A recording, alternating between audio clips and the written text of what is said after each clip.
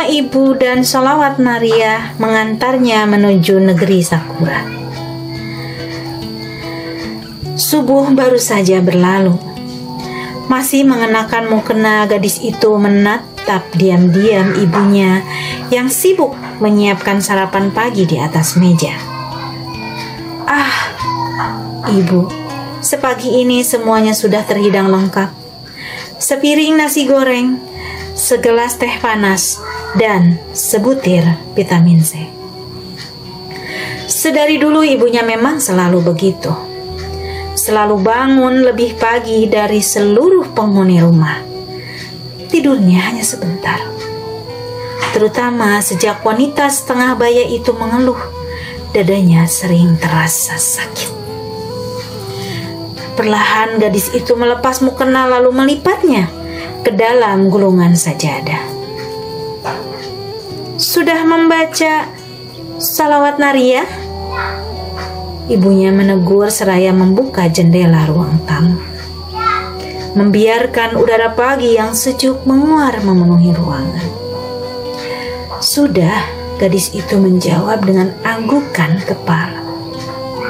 Ya, seperti yang diajarkan ibunya. Sejak kecil, gadis bernama Risma itu selalu menyelipkan sholawat Maria di antara doa-doa yang ia unggah ke hadapan Allah. Risma masih belum lupa kapan pertama kali ibunya memperkenalkan bacaan sholawat ini. Kala itu, ia baru duduk di bangku kelas 1 SD. Sepanjang jalan, saat mengantarnya menuju sekolah, sembari menuntun lengannya yang kurus, sang ibu melantunkan sholawat Maria berulang kali. Risma sangat senang mendengarnya. Suara ibunya yang lembut dan merdu terasa benar menyejukkan hati. Sampai lambat laun, Risma kecil hafal di luar kepala larik-larik bacaan sholawat itu. Ibunya lantas menyarankan agar ia membacanya setiap kali usai menjalankan sholat wajib. Ibu, mengapa kita mesti membaca sholawat Maria setiap hari? Risma kecil pernah bertanya demikian. Karena sholawat ini banyak keutamaannya, Duk. Di antaranya sebagai pembuka pintu rezeki, mempermudah urusan, mengijabah keinginan, dan melindungi keselamatan kita. Ibunya menjelaskan. Risma kecil mengangguk perlahan. Paham. Bukan cerita dusta jika pada kenyataannya Risma kecil menjadi saksi dahsyatnya keutamaan sholawat Maria ini.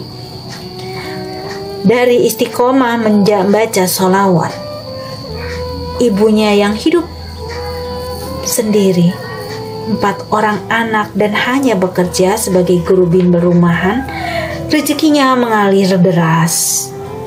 Murid-muridnya terus bertambah, hingga pernah murid-murid itu harus rela duduk menggelar tikar di lantai dapur karena daya tampung rumah yang tidak mencukupi. Risma juga menjadi saksi ibunya selalu mengajak anak didiknya untuk khusyuk melantunkan salawat Maria bersama-sama setiap jelang menghadapi ujian nasional. Dan alhamdulillah, siswa-siswi bimbingan ibunya itu selalu lulus dengan nilai memuaskan. Terhadap kakak-kakak Risma, sang ibu juga mewajibkan hal yang sama. Rutin mengamalkan bacaan sholawat Maria agar senantiasa dipermudah segala urusan. Kini gadis bungsu itu telah berusia 20 tahun. Ia juga merasakan sendiri betapa dahsyatnya kekuatan salawat Maria terhadap kelangsungan hidupnya. begini. Beberapa bulan terakhir ini, Risma menghadapi masalah pelik. Keberangkatannya menuju Kanazawa untuk meraih S2 nyaris tertunda lagi. Apalagi kalau bukan karena virus corona yang membuat Jepang memberlakukan aturan ketat bagi warga asing yang hendak masuk ke negerinya, termasuk para mahasiswa peraih beasiswa. Aturan ketat tersebut adalah setiap mahasiswa asing wajib menjalani karantina selama 2 minggu plus tes swab sebanyak 2 kali, dan untuk biayanya ditanggung sendiri oleh pihak mahasiswa. Berapa total biaya itu? Risma telah dikirim rancangannya melalui email sekitar 20 juta. Duh, alangkah mahalnya. Dari mana ia mesti mendapat uang sebesar itu dalam waktu dekat? Ya, keberangkatannya tinggal 2 bulan lagi. Mengadu kepada ibunya jelas tidak mungkin.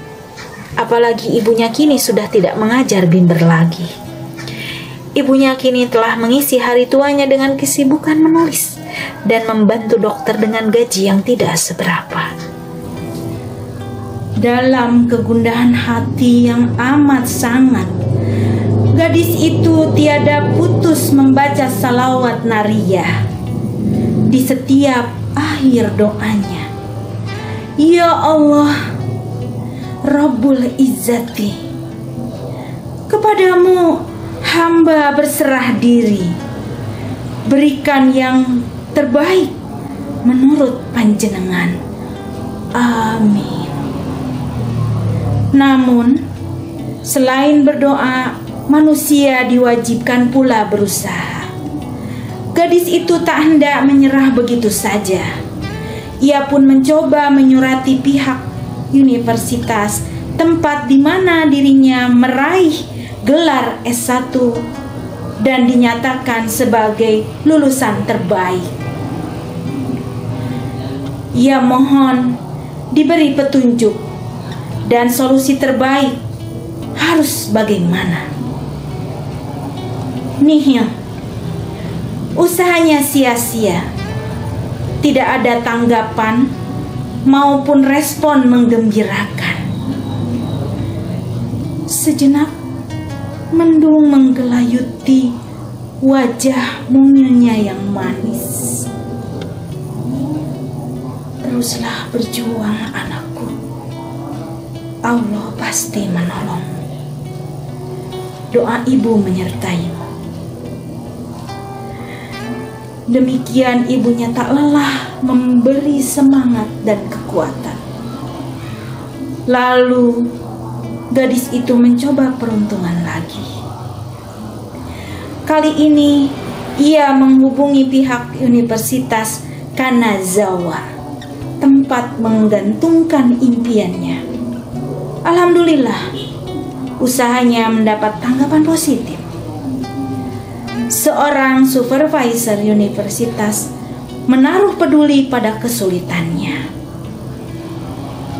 Beliau, supervisor baik yang asli orang Jepang itu, bersedia memberi pinjaman untuk biaya karantina dan tes swab yang bisa diangsur selama 2 tahun.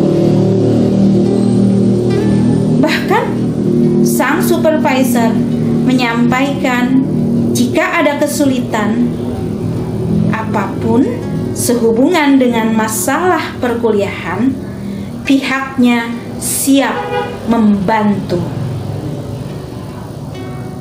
Allahumma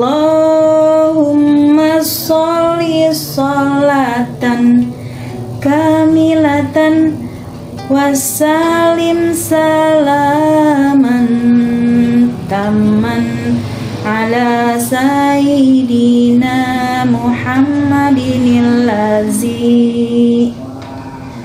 Sontak gadis bungsu itu melakukan sujud syukur.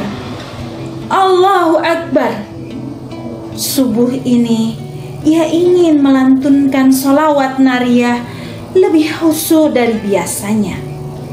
Ia juga ingin mencium tangan keriput ibunya lebih lama lagi. Malang, 23 Januari 2021. Karya Mbak Lilik.